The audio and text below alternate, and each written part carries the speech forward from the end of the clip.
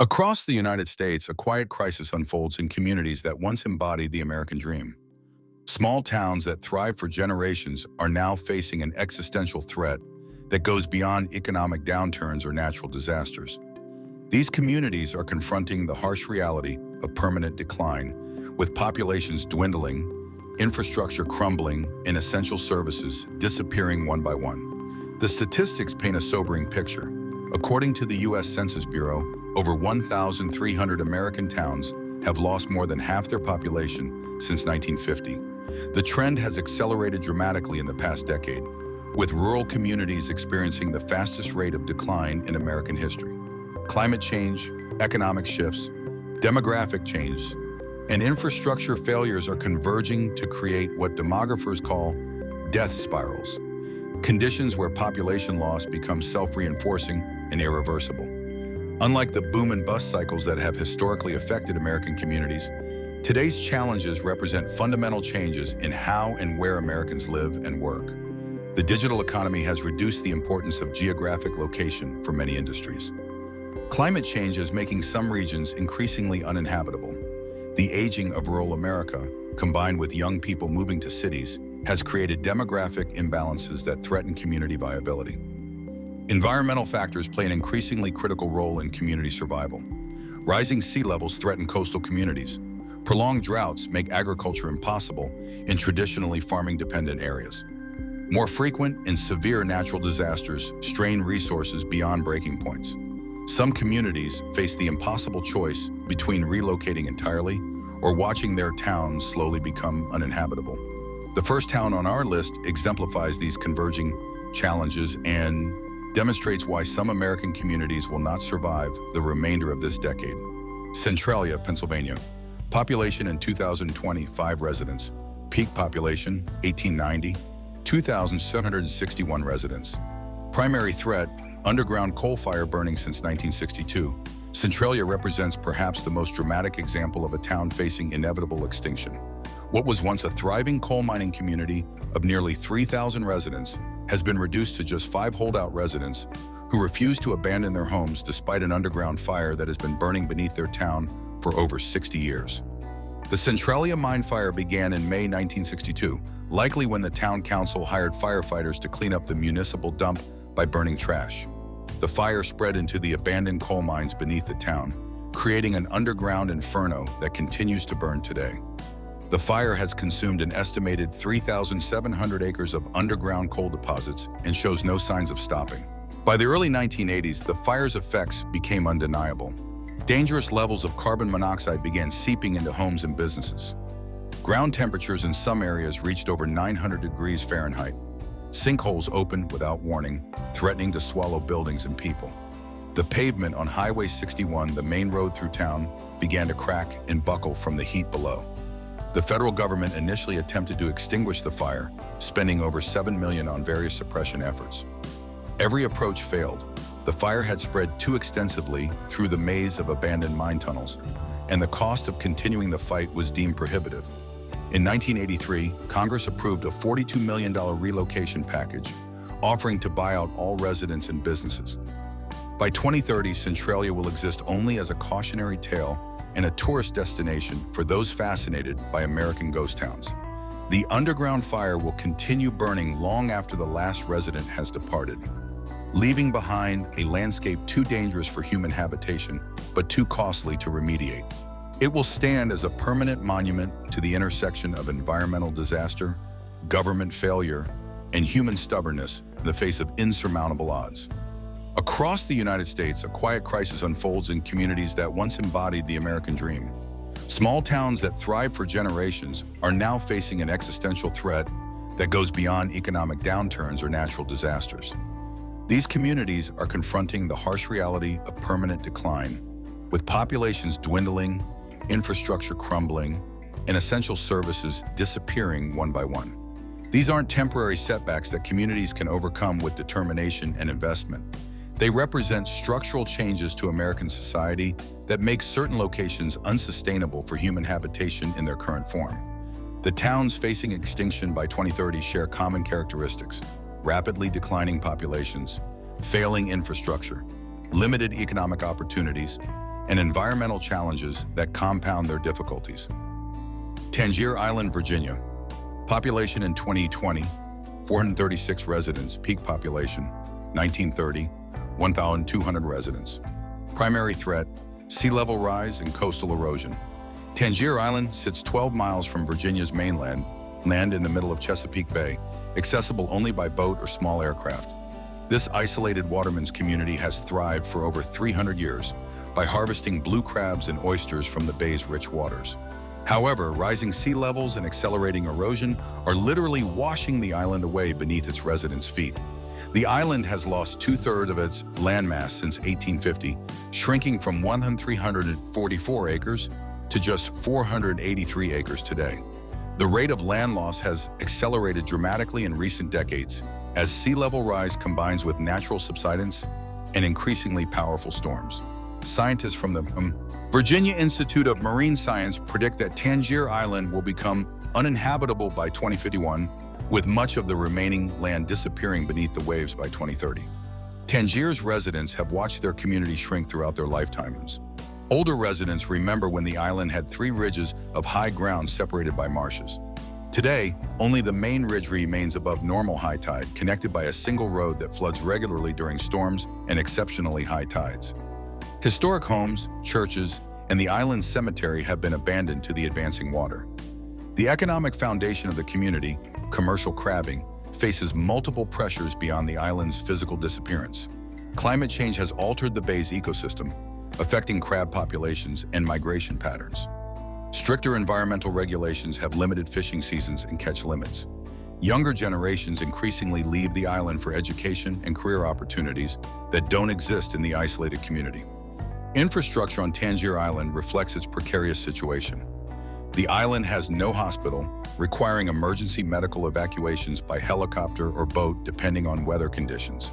The school serves fewer than 30 students across all grades, with many families sending children to mainland schools during high school years. Internet and cell phone service remain unreliable, limiting residents' ability to participate in the digital economy. However, the Salton Sea has no natural outlet, causing salts and agricultural chemicals to concentrate as water evaporates. The lake's salinity now exceeds that of ocean water, killing fish populations and creating massive die-offs that litter the shoreline with rotting carcasses. As California has reduced water deliveries to maintain urban supplies, the lake has begun shrinking rapidly, exposing vast areas of toxic lakebed. The exposed lakebed contains decades of accumulated pesticides, fertilizers, and heavy metals from agricultural runoff, along with naturally occurring toxins like arsenic and selenium.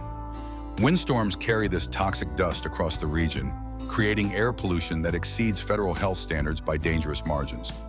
Residents of Nyland and surrounding communities report elevated rates of asthma, respiratory illness, and other health problems linked to dust exposure.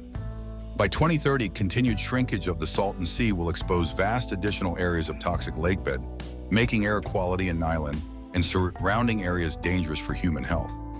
The combination of economic collapse, environmental degradation, and health hazards will likely force the abandonment of communities that cannot afford massive relocation costs. Nyland, California. Population in 2020, 1,006 residents. Peak population, 1970, 2,500 residents.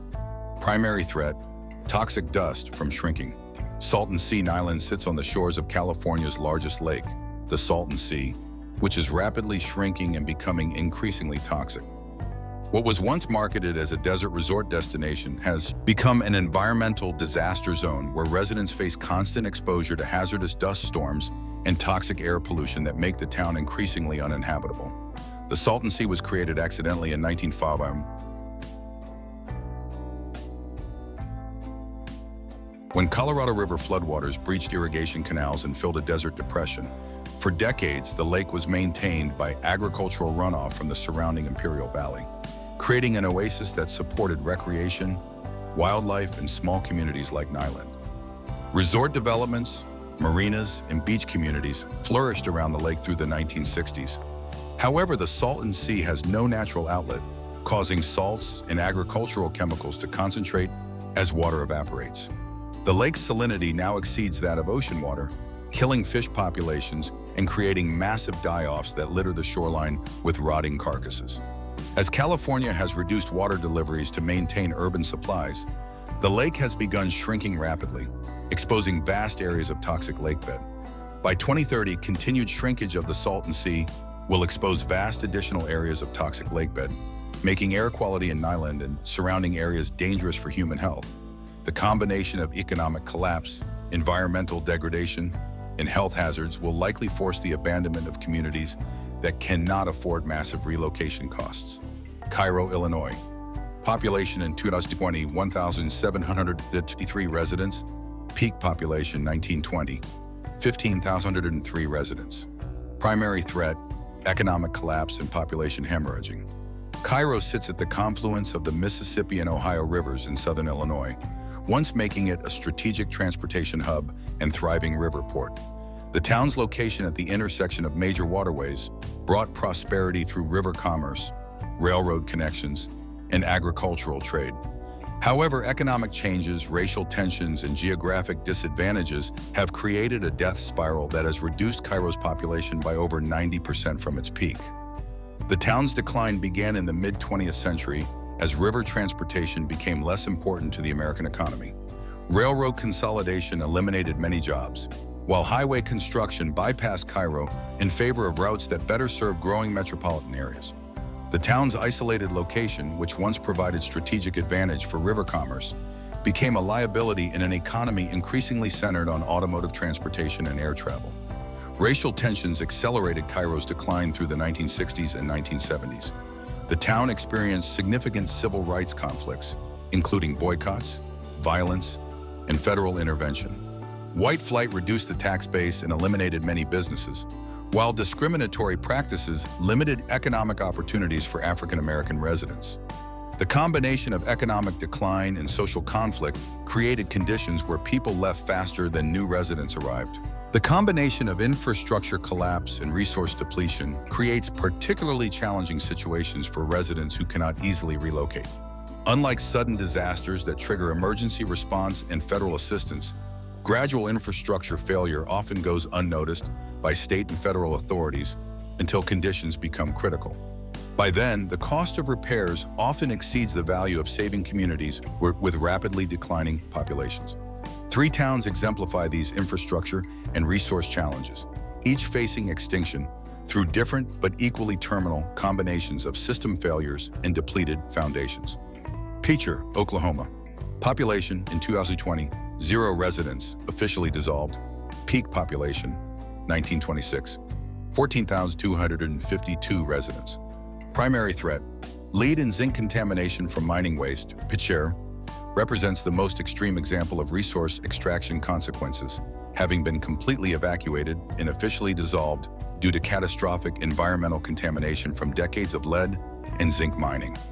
Although the town was officially closed in 2009, its story illustrates how mining-dependent communities face inevitable extinction when environmental costs become incompatible with human habitation. The town was founded in 1913 following the discovery of rich lead and zinc deposits in the Tri-State Mining District. For over 6 decades, Picher was one of America's most productive mining communities, extracting minerals essential for both world wars and supplying materials for the growing industrial economy. The mines employed thousands of workers and supported a thriving community with schools, businesses, and civic organizations. Mining operations left behind a devastating environmental legacy. The extraction process created enormous piles of mining waste called chat, containing high concentrations of lead, zinc, cadmium, and other toxic heavy metals. These chat piles, some over 150 feet tall, scattered throughout the town and surrounding area.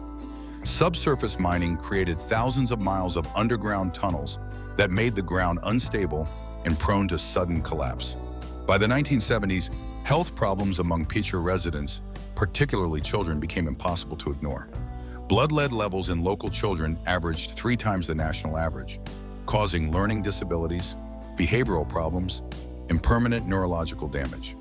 The Environmental Protection Agency designated Picher as a Superfund site in 1983, acknowledging that contamination posed serious risks to human health and the environment.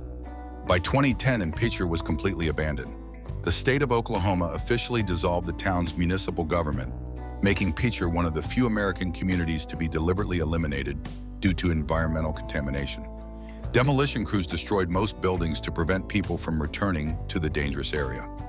Today, Picher exists only as a toxic wasteland marked by chat piles, abandoned mine shafts, and empty lots where a community once thrived. The environmental cleanup continues, but complete remediation is impossible due to the scale of contamination. The site serves as a permanent warning about the long-term costs of resource extraction without environmental protection. Proctor, Montana. Population in 2020, 238 residents. Peak population, 1910, 900 residents. Primary threat, railroad abandonment and agricultural decline.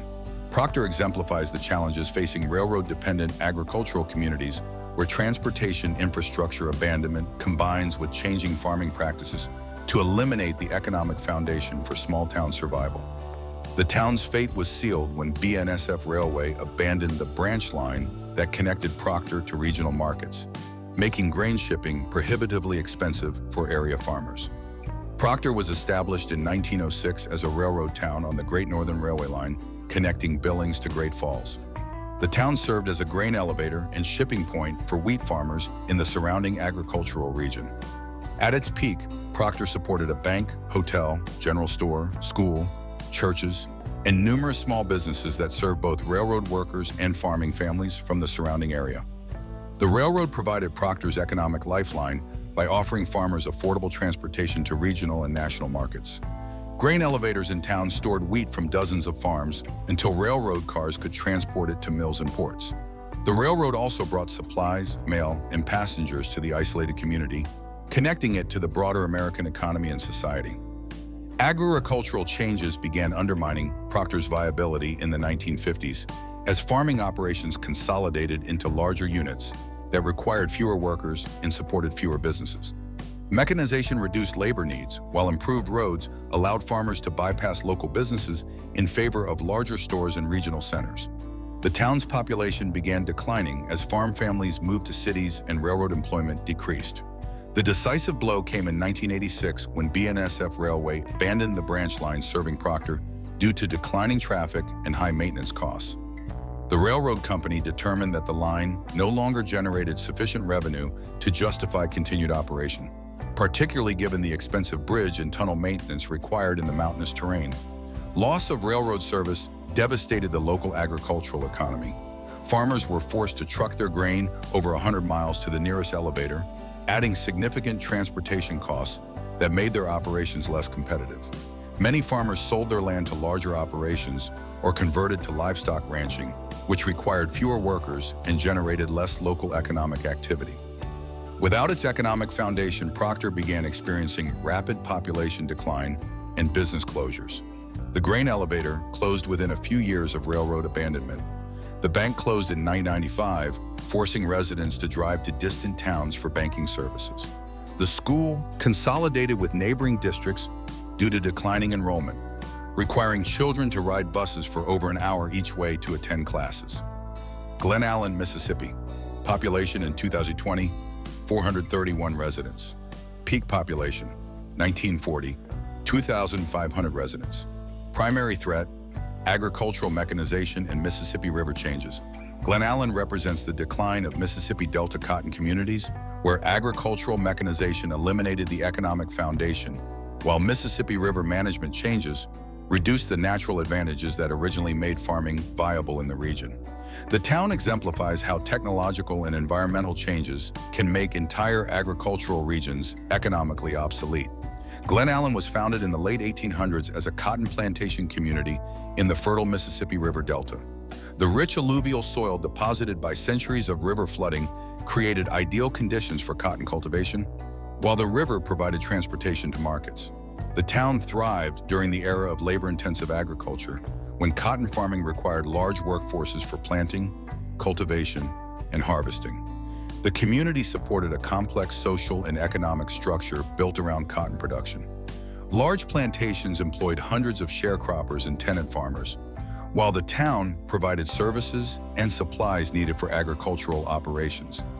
Cotton gins, seed companies, equipment dealers, and general stores created a local economy that supported thousands of residents during the peak cotton years. Economic opportunities in Glen Allen are extremely limited outside of large-scale agriculture, which employs relatively few workers due to mechanization. The downtown business district consists primarily of empty storefronts and a few businesses serving the remaining rural population. Young people leave immediately after high school graduation, seeking educational and career opportunities unavailable in the declining agricultural community. The combination of continued agricultural consolidation, demographic decline, and infrastructure deterioration creates conditions where Glen Allen cannot maintain viable municipal services. The tax base continues shrinking while the cost of maintaining basic infrastructure remains constant or increases. This fiscal imbalance makes long-term community survival impossible without major external subsidies that are unlikely to be provided for small rural communities. By 2030, Glen Allen will likely join the growing number of Mississippi Delta communities that have been abandoned as agricultural mechanization and economic changes eliminate the need for rural population centers. The rich agricultural land will continue producing crops, but the communities that once supported farming families will disappear as technological and economic evolution makes them obsolete.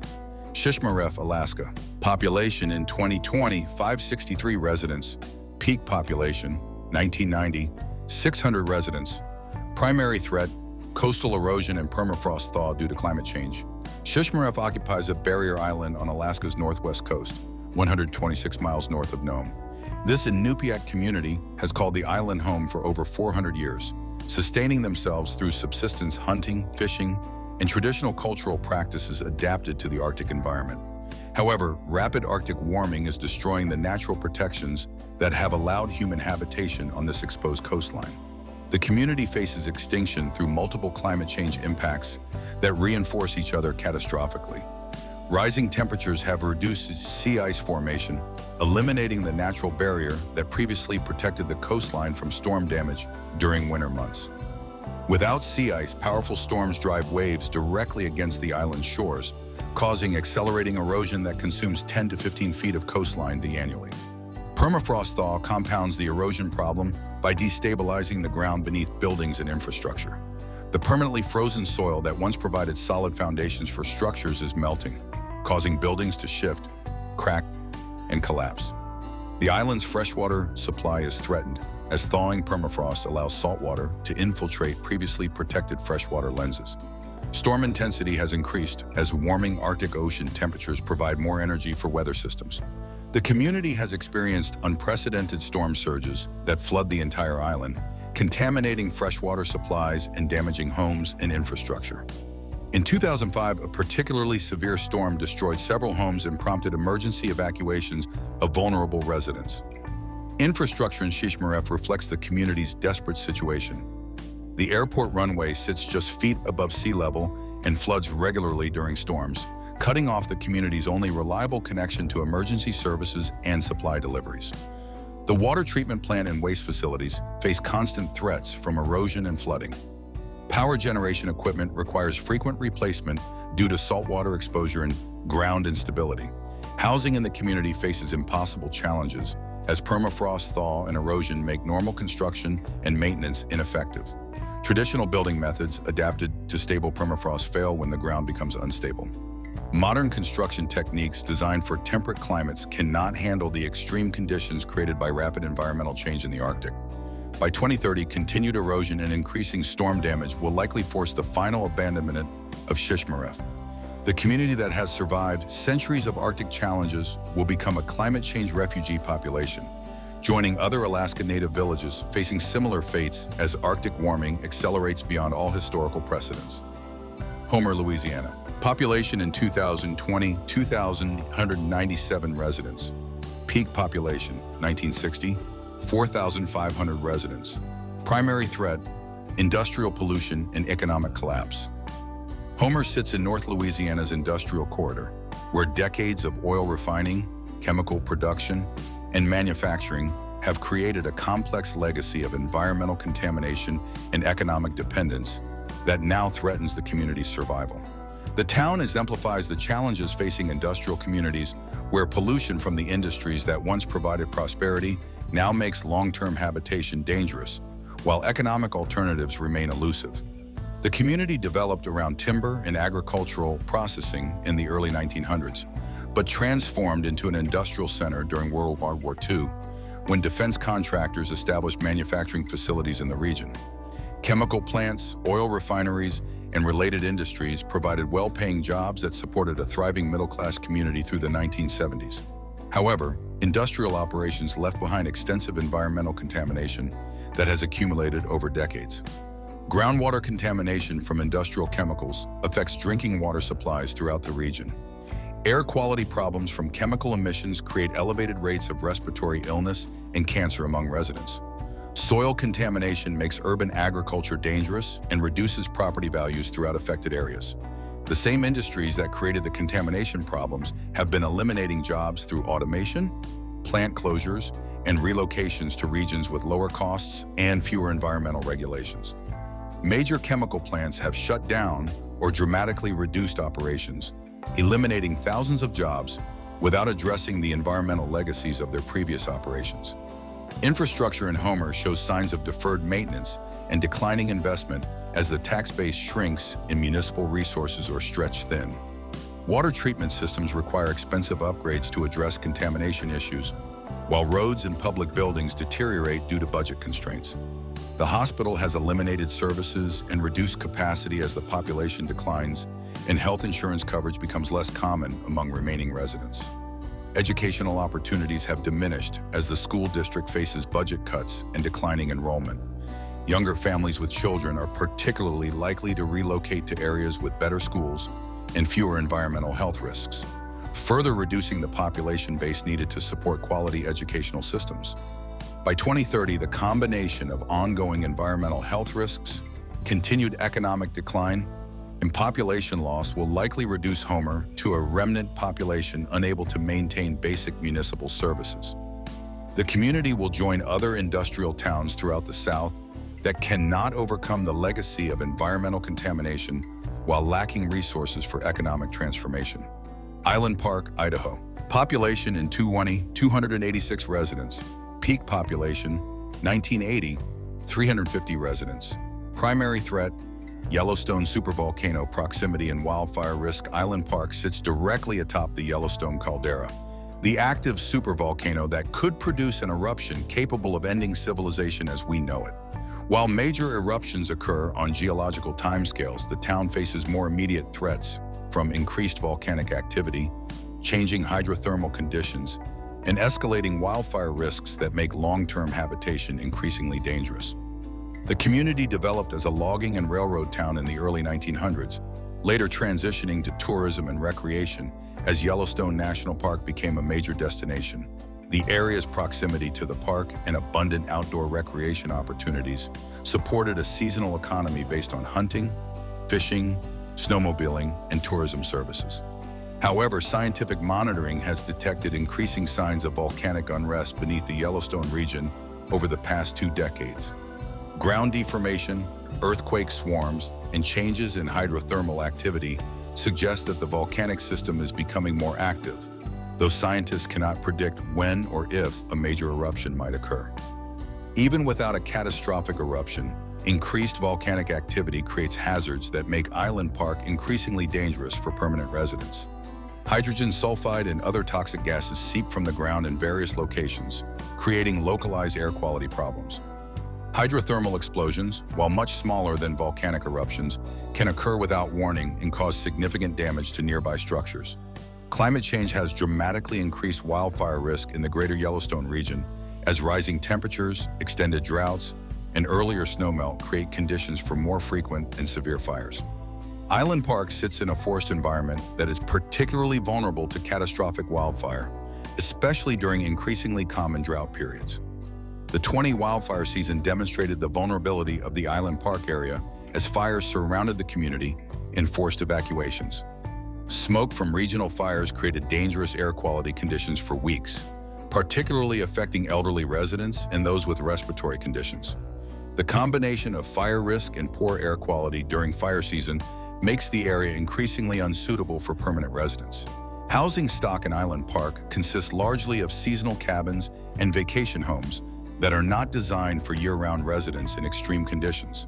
Many structures lack adequate fire protection systems or proper insulation for winter conditions. The combination of environmental risks and seasonal construction makes permanent residence increasingly impractical. By 2030, the combination of increased volcanic activity, escalating wildfire risk, insurance unavailability, and climate change impacts will likely make Island Park uninhabitable for permanent residents. While the area may continue to attract seasonal visitors willing to accept short-term risks, year-round community life will become impossible as environmental hazards. The future of American settlement will likely involve continued concentration in climate-resilient metropolitan areas, while vast rural regions are abandoned to nature or converted to automated agricultural and energy production. The small-town America celebrated in literature and politics may become a historical curiosity rather than a living reality, preserved only in museums and memory. Understanding why these 10 towns cannot survive to 2030 provides crucial insights into the broader challenges facing American communities in an era of rapid change. Their stories demonstrate that community survival requires more than resident determination or government good intentions. It requires fundamental compatibility between human settlement patterns and the environmental and economic realities of the 21st century. For the thousands of Americans still living in vulnerable communities, the question is not whether change will come, but whether they will have realistic options for adaptation or relocation when their towns become uninhabitable. The fate of the 10 communities examined here suggests that proactive planning for community transition will be essential for minimizing human suffering as America's settlement geography transforms in response to forces beyond local control. The vanishing of these towns marks the end of one chapter in American history and the beginning of another. One where environmental limits and economic realities will determine which communities can survive and which must be abandoned to preserve human welfare and dignity in an increasingly challenging world. The question facing America is not whether more communities will die, but how we will help their residents transition to sustainable futures with compassion and support. The fate of these 10 towns demands that we develop comprehensive policies for managed retreat from uninhabitable places while preserving what we can of the communities, cultures, and connections that make America more than just a geographic expression. Their stories end in 2030, but their lessons must inform how we build the America that comes after.